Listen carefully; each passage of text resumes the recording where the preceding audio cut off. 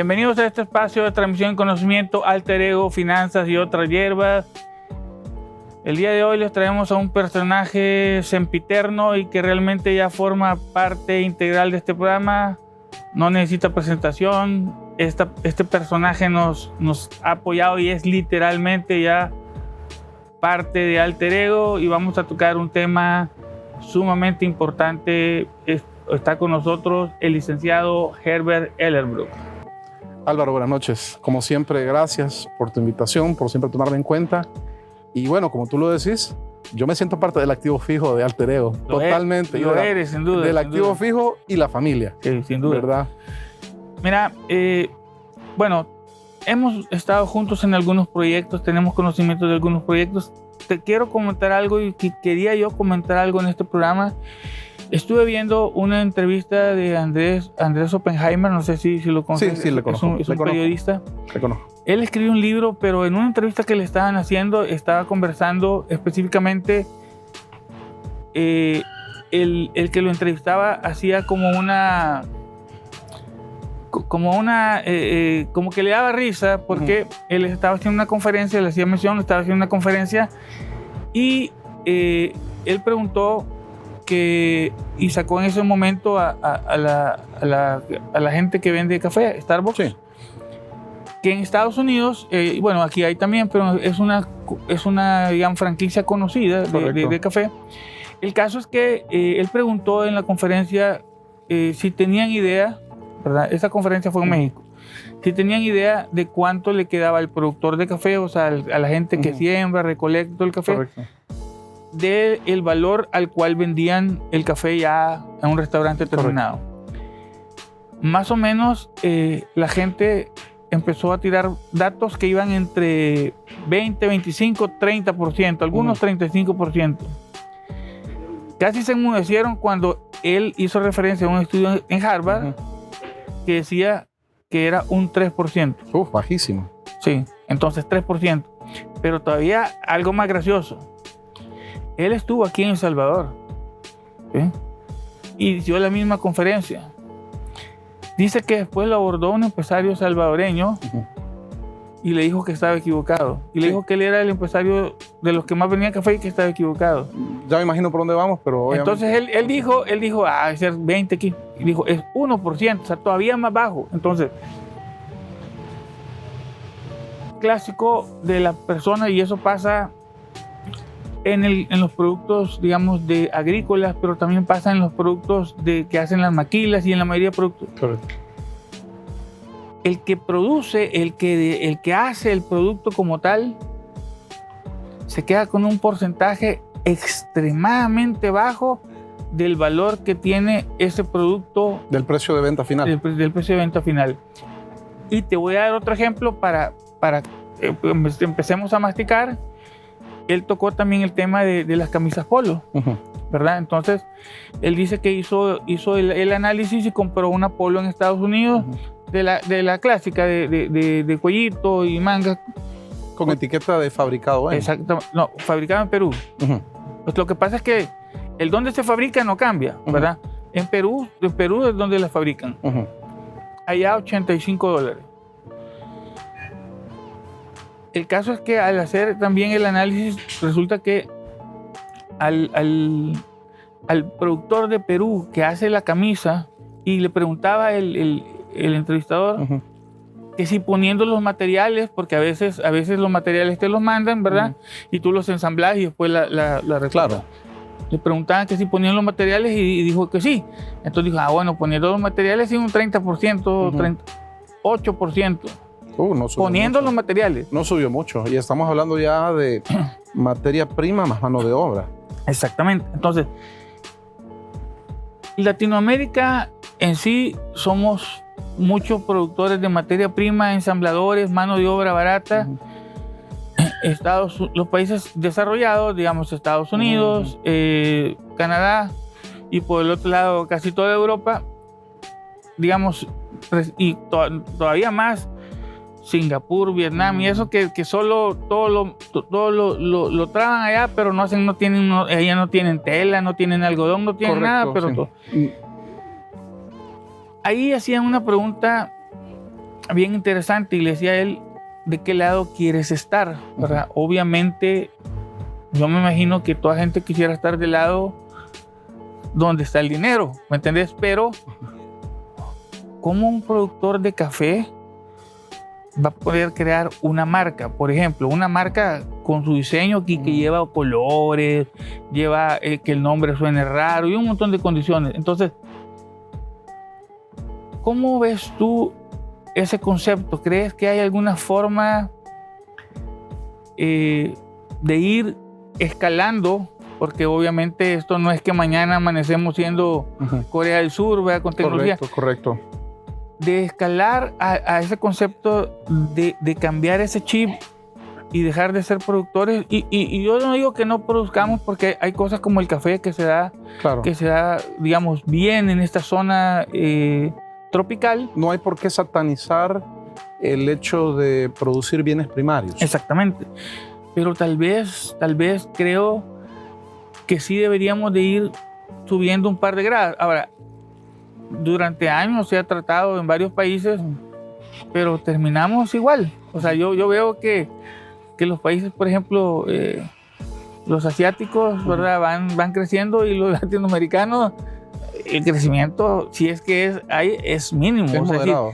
Hay un concepto ahí que no logramos ver algunas cosas como ellos. ¿Tú qué piensas en ese aspecto? Me cuesta hablar de esos temas porque, al ser muy nacionalista, no puedo evitar dejar de pensar en El Salvador, ¿verdad? Y de hecho has tocado en el ejemplo, en la conferencia que dio Andrés Oppenheimer, dos productos que forman parte de nuestra oferta productiva. Sí, que por cierto aquí también producimos muchas, ¿cómo se llama? Se me olvida el nombre. Camtec es el que hace ese rollo. Camtec es la gremial de industria la confección. La industria textil y de confección. Es de lo más que viene aquí importamos, ¿verdad? Exacto. Pero seguramente el valor agregado queda en otro lado y no aquí, ¿verdad? Yo quizás en ese aspecto me pongo un poco duro. El comercio internacional, al igual que la vida, no es justa. Y en ese sentido uno tiene que entender de que hay asimetrías. Hay ganadores y perdedores. Ahora, los menos favorecidos, y creo que ahí viene el punto, y tal vez como para ir en línea con lo que tú dices, los menos favorecidos, pienso que o nos unimos, ¿verdad? De ahí, por ejemplo, la formación de los famosos carteles, ¿verdad?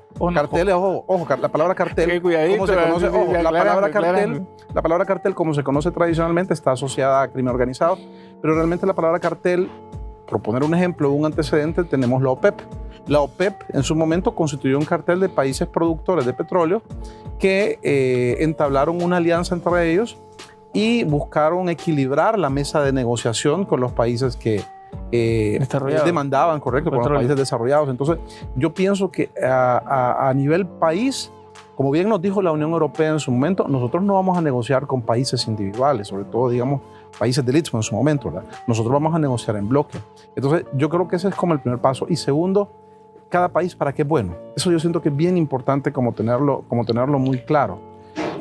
¿Para qué es bueno cada país? Yo creo que nosotros como países de América Latina hemos vivido un poquito con el estigma y hasta la satanización de que somos menos aventajados por producir bienes primarios. Y yo creo que los bienes primarios también tienen un mérito, tienen una técnica, tienen una sofisticación, tienen una complejidad. Producir café no es algo tan, por decirlo así, tan sencillo como se cree, por ejemplo. Y menos confeccionar una prenda. Si es un café especial, y menos si es un café de altura, exacto. Si es un café que tiene ciertas condiciones, que también hay tecnología al momento de estar haciendo ese bien primario, ¿verdad? Es correcto. Entonces, yo pienso que si los países los países que nos vemos en desventaja en los tratos de comercio internacional, realmente estamos interesados en poder absorber o obtener mayores porcentajes respecto o llegar a una relación un poco más justa, un ganar-ganar, ¿verdad? Entre los compradores, yo creo que tenemos que actuar en bloque. Yo creo que tenemos que actuar en bloque, y eso sí que me parece un camino ineludible. No veo países como los nuestros, por ejemplo, actuando, operando o siendo un jugador importante en el comercio internacional si no lo hace de alguna forma en unión con otros países, ¿verdad?, cercanos. Ahí está todo el tema. Bueno, los tratados de libre comercio los firmamos obligadamente en bloque, ¿verdad? Porque queríamos ir solos, pero nos obligaron a que o todos o ninguno. Y insisto, es de entender cuál es nuestra posición estratégica en el mundo. Y en ese aspecto... Centroamérica es del tamaño de un par de estados o de un solo estado de México. Centroamérica es más pequeño que Texas, por ejemplo, ¿verdad? Por decirlo, por poner un ejemplo de dimensión territorial. Y obviamente pues nuestros países no tienen ese peso. Entonces hay que crearlo, ese peso. Yo creo que es uno de los primeros puntos. Obviamente también otro es el tema de las apuestas estratégicas como país. Y ahí los gobiernos son claves. Y ahí nos metemos en otro punto. Es la agenda país, es la agenda de cada país. Tenemos el enorme problema que cada gobierno, y yo creo que es muy común en Centroamérica, cada gobierno es una agenda.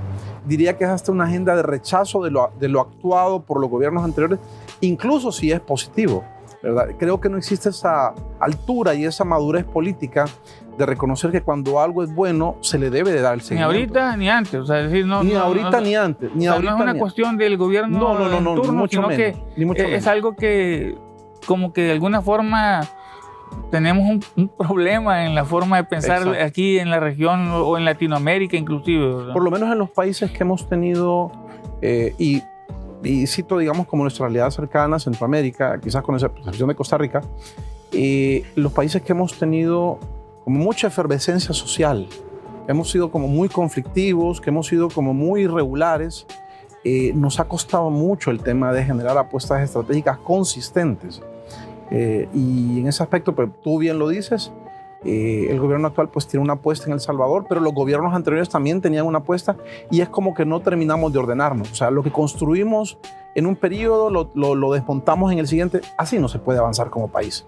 O sea, en ese aspecto, los países en individual tienen que comprometerse con una agenda estratégica de largo plazo, que independientemente del gobierno de turno, se tiene que respetar, se tiene que seguir un guión. Por ejemplo, a mí me gusta de Estados Unidos que si bien es cierto, primero que solo hay 2 partidos, o sea, no hay 15 ni 20, 2.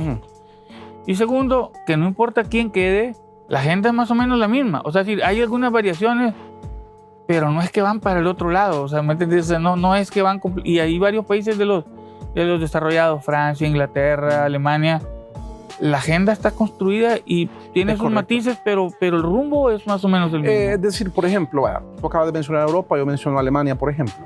El tema ecológico, por ejemplo, ¿verdad? Un gobierno puede tener mayor o menor intensidad.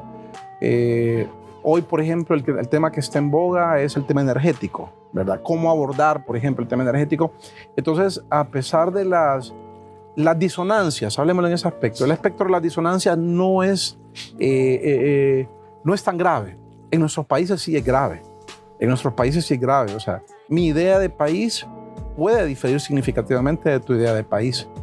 Y agreguémosle a eso el tema de la dificultad para generar acuerdos, consensos. Eso, digamos, como que lo agrava. O sea, comenzamos con un tema de transacciones comerciales, ¿sí? Pero al final llegamos a un tema de cómo se organiza la vida de nuestros países, cómo se organiza como cualquier empresa, sí, cómo se organiza la gestión de cada país. Pero fíjate, Andrés Oppenheimer y el entrevistador estaban hablando precisamente y tocaron un tema que a mí me dio risa, ¿verdad? Y te lo digo porque en el momento pensé que era una broma, parecía. Hugo Chávez, un expresidente de Venezuela, hablaban, y ese fue el ejemplo para decir que los latinos nos enfrascamos en el pasado y los asiáticos ven hacia el futuro, sí, en el sentido de que desenterrando, fíjate, a Bolívar, para ver si había muerto asesinado o envenenado. Entonces, con todo respeto, ¿qué es más importante ahorita, lo que pasó o lo que viene? Entonces, ¿te imaginas en ese momento? Espérame, y te voy a decir, todo te termino. Y tenías como, ¿cómo se llama? Trending topic cuando es un tema de tendencia. En Venezuela, todo el mundo hablando de eso. ¿Me entendés? ¿En qué me ayuda a mí, ahorita? ¿Cómo fue asesinado Bolívar? O si fue asesinado de una manera o de otra. O sea, es decir, bueno, imagínate los cambios que se dan en el mundo. Solo tú mencionaste un país, Vietnam. sí, ¿Te imaginas si Vietnam estuviera viviendo de la ofensiva del que TED, tuvo una guerra de los ataques fuerte. de Napalm, y todo, digamos, todo eso que se estuvieran recordando de la colonia francesa, de la Indochina francesa? Sí, o sea, yo no digo que no hay que preservar, y yo, digamos, me considero un amante del tema de la memoria histórica. La historia es historia también, o sea, eso, la historia es historia, hay que conocerlo, sí, claro. Hay que conocerla, hay que tener un respeto, pero es necesario avanzar. Es necesario avanzar, y en ese aspecto algunos países del sudeste de Asia, realmente es impresionante el salto que dieron. Todavía, lógicamente, hay muchas condiciones estructurales que no superan, pero han dado saltos interesantes. Vietnam creo que es un ejemplo perfecto, un país que hace 50 años estaba sumido en una guerra espantosa, ¿verdad? Donde me pongo a pensar, si yo hubiera sido un ciudadano de ese país hace 50 años, ¿cuál hubiera sido mi visión o mi aspiración o mi esperanza respecto a ese país? O sea, como un país prácticamente totalmente destruido. Japón, otro que también... O Japón, correcto, hace casi 80 años, ¿verdad? O sea, yo creo que esa... sí, pasó esto, sí tenemos que saberlo, pero sí tenemos que avanzar. Y en ese aspecto no permitir que el pasado amarre. O sea, el pasado hay que tenerlo ahí en la agenda. El pasado hay que tenerlo en la agenda, pero no puede detener. Entender por qué pasó, es importante. Entender por qué para pasó. que no vuelva a pasar. Pero no estar amarrado a eso para poder dar el camino hacia el futuro. No estar amarrado. Fíjate que, por ejemplo, a mí me llama la atención algo. Me gusta un canal de YouTube, Euronews, lo veo con bastante frecuencia. Y dentro de la publicidad de Euronews, me gusta mucho la publicidad que hace Angola, un país de África. Angola, otro país que también tuvo su guerra civil cruenta, retrasos y todo lo demás. Muchos países de África han vivido, o sea, cosas realmente traumáticas, pero veo una tendencia de países de tratemos de superar lo que hemos vivido y construyamos una agenda de futuro, mostrémonos interesantes para los inversionistas, ofrezcamos cosas, avancemos, como una actitud, ¿verdad? Entonces tú mencionas eso de Venezuela, pues igual, pues nosotros, yo pienso que sí hemos tenido cosas, no debe ser una marra para poder aspirar a avanzar. Y volviendo nuevamente al tema del comercio internacional que tú planteabas, la porción que nos toca del pastel del comercio internacional, yo pienso que para países como el nuestro, actuar en bloque y una gestión de país de largo plazo. Pero cuando hablas de actuar en bloque, ¿es para pelear porque sea el porcentaje mayor por lo que hacemos o para ir escalando dentro de la cadena y entregar el producto con mayor valor agregado? Yo pienso que ambas. Podemos, por un lado, como países más pequeños, plantear situaciones de un comercio más justo, por un lado. Pero por otro también, pero ahí va a depender de lo que se planifique como agenda país, ir ascendiendo a la grada.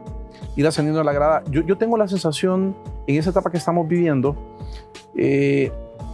que los productos primarios, los bienes primarios, no son como los más... tengo la sensación como que, en algunos casos, ¿verdad? Como por ejemplo los nuestros, que son bienes agrícolas, no son como los más glamorosos, los más sexys, ¿verdad? A diferencia de otros, voy a poner un ejemplo, el caso de Bolivia, que está enterrado, que tiene, digamos, está prácticamente puesto en una mina de oro entre comillas, de litio, por ejemplo, ¿verdad? Una tierra rara que tiene un tremendo valor, o sea, de cara al futuro. O sea, no es lo mismo nuestros bienes que los bienes de otros, tienen más peso, estrategia unos que otros, pero aún así tenemos que tratar de equilibrar un poco la mesa. Hay movimientos a nivel internacional que tratan de favorecer al productor, digamos, en su estado. Yo siento que se tienen también que promover ese tipo de iniciativas, productos que remuneran de manera más justa. Escuché de otro movimiento, y esto de la comunidad afrodescendiente en Estados Unidos, afroamericanos, todavía algo más radical: consuma únicamente lo afroamericano, ¿verdad? Que son, digamos, como posturas un poquitito más extremas respecto a, pero en principio yo pienso que como países debemos demandar un comercio más justo. Ok. Jóvenes y altos seguidores, estamos hablando con Herbert Ellerbrook de un tema muy interesante y tiene que ver con, dentro de la cadena de valor, pues generalmente los países más subdesarrollados, más pobres, estamos en los primeros escalones y el dinero o el valor más agregado, donde está la plata, está en los escalones de en medio para arriba. No se vayan, por favor, denle clic, comparta en este momento. Si no se ha suscrito, por favor, hágalo en este momento y ya regresamos a este espacio.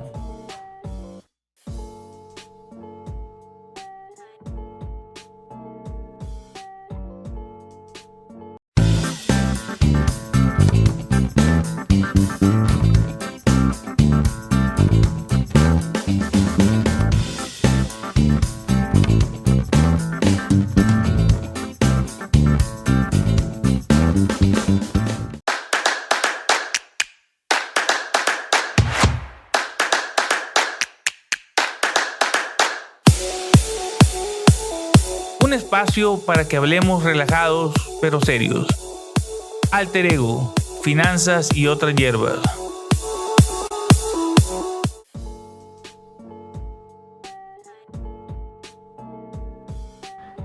Bienvenidos, estamos de regreso en Alter Ego, finanzas y otras hierbas. Estamos conversando con el compañero de Mil Batallas, Herbert Ellerbrook, específicamente sobre la cadena de valor, dónde queda la plata.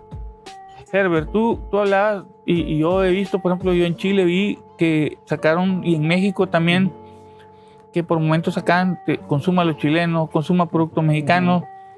Inclusive aquí en El Salvador hubo un movimiento muy Marca famoso. salvadoreña. Marca salvadoreña, un pueblo, un producto, que decir que ya no era así de El Salvador, sino que ya se iba más a ciertos productos o pueblos específicos que desarrollaran y que dieran como vida a esa marca que era originaria ahí, para que la gente no solo comprara a los salvadoreños, sino que se fuera a comprar cosas de los pueblos y que los pueblos pudieran tener como un mejor desarrollo económico, ¿verdad? Correcto. Incluso, ya que tocas el tema, en los últimos, yo diría que 15 años, he visto una tendencia muy favorable respecto al turismo interno, por hablar nuevamente como en la línea de lo que tú mencionas. Es decir, siempre obviamente nuestra gente tiene esa fascinación especial por ir a Guatemala, por ir a Honduras, ¿verdad? A las islas de Roatán, a Copán, Guatemala pues con todos sus atractivos.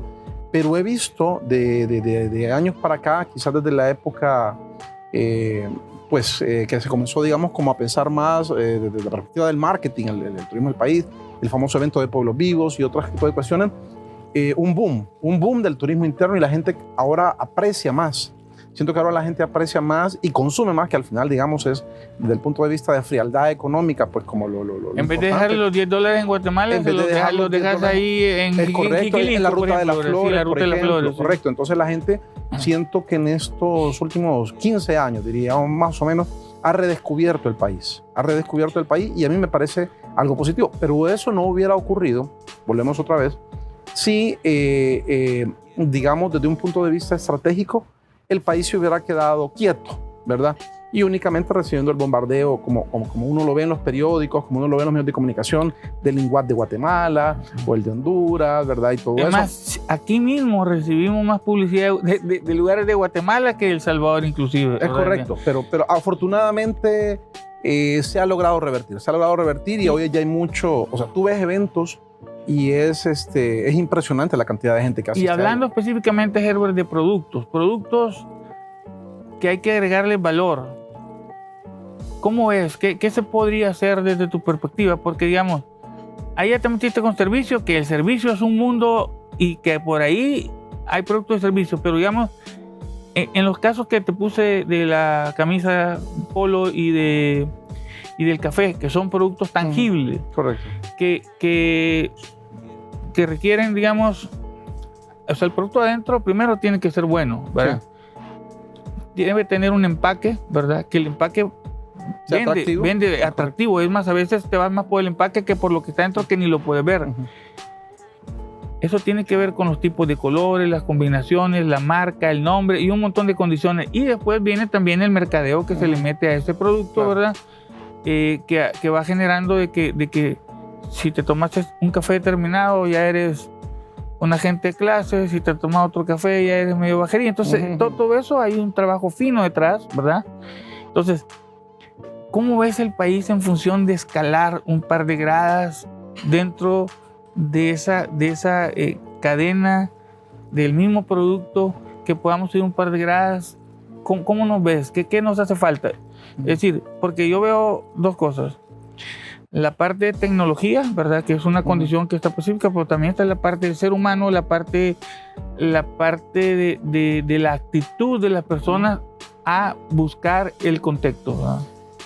Voy a lanzar una idea atrevida. Creo que es el momento que el gobierno, en particular el nuestro, rompe el paradigma de que no puede invertir en una empresa. Eso lo tuvimos hace muchos años. De hecho, todavía hay algunos resquicios de inversiones productivas del gobierno en apuestas estratégicas específicas. Hay empresas que todavía tienen acciones que están a nombre del Estado. Yo creo que tenemos que volver a eso, porque cuesta como... siempre el sector privado ha sido como muy innovador, muy dinámico, pero yo creo que ha llegado un momento en el que no es suficiente. Entonces, sé del riesgo y obviamente la etiqueta de negatividad que rodea a las compañías estatales, pero siento que si queremos avanzar, tenemos que crear algo desde el gobierno, quizás con una visión mixta, ¿verdad? O, perdón, a futuro de poder vender valor. Crear una empresa, levantarla y después salir. Levantarla y después salir. Y después ¿Qué es lo que hacen algunos inversionistas, verdad? Que meten el dinero, hacen que la empresa levante y después se salen. Y con mayor valor, o sea, yo creo tiene más dinero. Yo creo que nos tenemos que mover en esa línea por una cuestión de crear empleo, aprovechar las oportunidades que en este momento hay en el mundo, porque hay que vernos, digamos, en esa visión de aldea global, pero entender que el Estado no es empresario, no es su fuerte. Entonces, de preferencia, bueno, ahí está todo el tema. Hay que revisar nuestra ley de asocio público-privado, por ejemplo. No sé si, me imagino que en ese momento tal vez posee algunas restricciones o algunos candados. Hay que revisarlo. Yo creo que es un instrumento legal específico que nos puede permitir avanzar. Un ejemplo concreto, tú mencionaste lo del café. Yo el café, por ejemplo, hoy lo veo más elitista que nunca. Hoy lo veo complicadísimo. Yo creo que el café... tomarse una taza de café, no, pero, $5. Pero vamos a lo siguiente, que mi percepción, y puedo estar equivocado, si no tenés una finca de estricta de altura, por ejemplo, los métodos técnicos para la recolección del café, el trato y todo lo demás, es muy difícil que logres salir con una marca competitiva y de alto valor a nivel internacional. Pero ¿qué pasaría, por ejemplo, si, insisto, partiendo de que somos un país pequeño, a un Estado metido más en ese tema, ¿verdad? De mayor masividad. Creando una marca país. Creando una marca país. Es decir, nosotros en ese aspecto, y si algo hay que criticar de la receta neoliberal de inicios de los 90 en nuestros países, fue esa satanización del Estado como agente productivo. Yo creo que tenemos como que cambiar nuestros paradigmas al respecto y sí ver al Estado. Yo creo que con una buena estructura, digamos, legal, que se respete, y con un gobierno corporativo bien establecido, podría funcionar. Es correcto. Obviamente sin distorsionar significativamente pero la pregunta es, ¿hay personas, digamos, trabajadores y mentalidad para dar ese par de escalones? Porque Corea del Sur, Japón, no lo hicieron en 2 años, o sea, decir, lo hicieron en varios años. Quiere decir que esto podía comenzar en un gobierno y terminar dentro de 2 o 3 gobiernos. O sea, realmente si uno quiere hacer un trabajo realmente adecuado, ¿verdad? Lo cual requiere, como lo platicábamos en el segmento anterior, el tema de estandarizar la agenda país. Ahora es un partido político el que está en el gobierno, el día de mañana puede ser otro partido político, pero la agenda se respeta y se ajusta, obviamente, ¿verdad? Porque no hay plan estratégico perfecto, pero en esencia respetamos la línea. Si, por ejemplo, nosotros como país decimos, nosotros, El Salvador, aspiramos a convertirnos en un competidor importante del café, pero no desde la perspectiva del producto primario, sino ya en algo más. Entonces, tenemos que hacer como el tiempo que nos tarde. Por ejemplo, solo que ahí había que seleccionar, por ejemplo, algunos productores, no podían ir todos, tendría que haber como un plan piloto, con una prueba, con algunos, con ciertas características. Por eso es que tenemos que ver en qué somos buenos. Recuerdo estudios en los años 90, perdón que utilice reiteradamente esa referencia, pero hay cosas que, insisto, aunque fueron del pasado, podemos rescatar en conceptos, no necesariamente la forma como se ejecutaron. Hubo estudios de competitividad del país, hubo documentos que indicaron en ese momento, en ese contexto, por dónde podía transitar el país. Yo invitaría, digamos, haría un llamado a través del programa a que renovemos esos esfuerzos, obviamente con la visión de actualidad, con todos los cambios que hemos tenido, y de alguna forma nos casemos con un rumbo, con ciertas apuestas productivas, porque obviamente el que mucho abarca poco aprieta y no podemos hacerlo todo. ¿Pero crees que la población está lista o necesita más educación, necesita más preparación técnica? Porque te escucho como que solo falta solo eso se necesita, pero la mano de obra que tenemos ya está calificada como para dar esos saltos, digamos, de calidad, de tecnología, o necesita más educación, algunos tipos de capacitaciones, alguna transferencia de algún tipo, porque también eso influye en el momento de hacer un buen producto también. Te respondo con un ejemplo. ¿Cuál es el obstáculo para que El Salvador en este momento se convierta, por ejemplo, en un competidor importante en materia de desarrollo de software o de ciberseguridad? Por ejemplo, ¿verdad? Eso a nivel de servicios, ojo, claro. Nosotros estamos hablando de productos. Obviamente corresponde hacer el inventario, ¿verdad?, de lo que tenemos. Yo creo que sí hay recurso humano calificado, ¿verdad?, que puede llevar al país por esa vía. Creo que tenemos gente, a lo mejor es un movimiento que no ha sido tan evidente, pero ahí está, y lo único es una fuerza que yo creo que es el gobierno, el llamado, como un facilitador, como un coordinador, como un armonizador de recursos para poder promover algo de ese tipo. Volvamos otra vez a los productos primarios, como yo pienso que es lo mismo. O sea, primero tenemos que establecer como ese inventario de capacidades, inventario de recursos, inventario de habilidades, y ver qué necesitamos, el famoso gap, la brecha. O sea, pero al final todo eso requiere análisis, requiere estudio, del cual, digo yo, tampoco nos podemos tardar un siglo en hacerlo, ¿verdad? Porque al menos, y yo creo que tú y yo estamos de acuerdo en eso, vivir perpetuamente la telaraña de la parálisis del análisis, sí, claro. Pues esperar la perfección, no, o sea, no, el país no puede esperar la perfección, hay que arrancar. Amigo, gracias por participar en el programa. No me gustaría, ya sabes cuáles son los protocolos, que nos despidamos sin que te puedas dirigir a los empresarios más que todo. Yo sé que puedes hablar del gobierno, pero los empresarios tienen más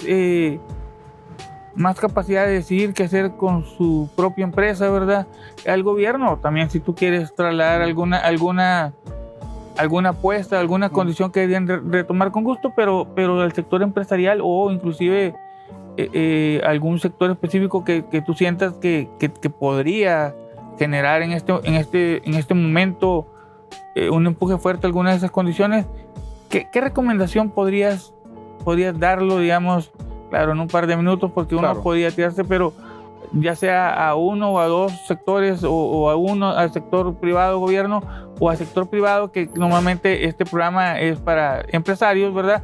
Porque no me gusta meterme con que obviamente los gobiernos tienen responsabilidades, pero ya meterse con que el gobierno deba hacer esto, no, es bien difícil. Pero al sector empresarial, si el sector empresarial entiende cuál es su posición y ellos buscan entonces acercarse al gobierno con una posición específica a raíz de lo que aquí se pueda determinar, eso es otra condición. ¿Qué podrías tú trasladarles como un cierre de resumen y como un aporte tuyo para poder brindar alguna recomendación?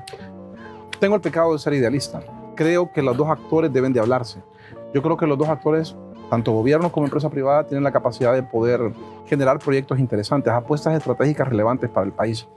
Yo creo que si hay un diálogo fluido, si hay un sentido de cooperación, las iniciativas de uno, independientemente de donde surjan y sean positivas, factibles, viables, deben de calar, y debe existir eso, una armonía, una fluidez, una relación armónica, al fin en pro del país. Para unos, pues en el caso de la empresa privada, el hecho, hablemoslo con claridad, de incrementar o elevar su rentabilidad, porque al final los negocios de eso se trata, ¿verdad? Y obviamente crear trabajo y una serie de cosas, y obviamente el gobierno pues incrementar su recaudación de impuestos, elevar los indicadores sociales, pero tienen que trabajar de la mano. Es decir, en ese aspecto invitaría a una mayor proactividad y diálogo a ambas partes. Gobierno y empresa privada son columna vertebral en ese país y en cualquier país. Hoy, ayer, siempre y de futuro. No es una cuestión ni de este gobierno, ni de esta empresa privada, en cualquier país, en cualquier lugar, para que pueda haber un desarrollo económico adecuado, ambos tienen que trabajar de la mano. Es correcto, ¿verdad? Es correcto. Jóvenes, les trajimos al compañero Mil Batallas, Herbert Ellerbrook, en este programa súper interesante. Esperamos que les haya servido el concepto. Esperamos que los empresarios vean que hay que hacer ciertas condiciones para poder ir escalando y agregando valor. Cuídense mucho, pórtense bien, nos vemos a la próxima. No, recuerden, los que no se han suscrito, suscribirse y darle like y compartir. Compañero Herbert, muchísimas gracias por apoyarnos nuevamente. Gracias por hacerme sentir en familia. Eres de familia, sin duda, sin duda.